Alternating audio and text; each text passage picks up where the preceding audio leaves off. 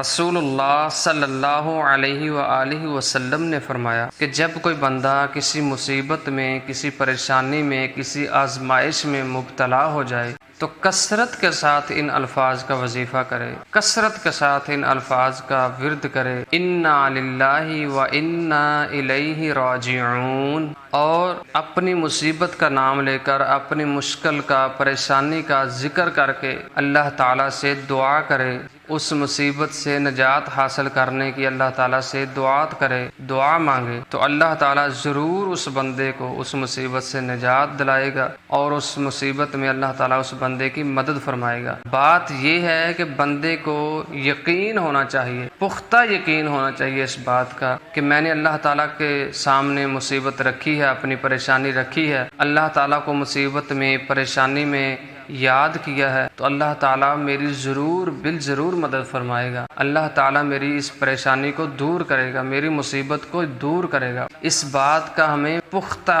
پکا یقین ہونا چاہیے۔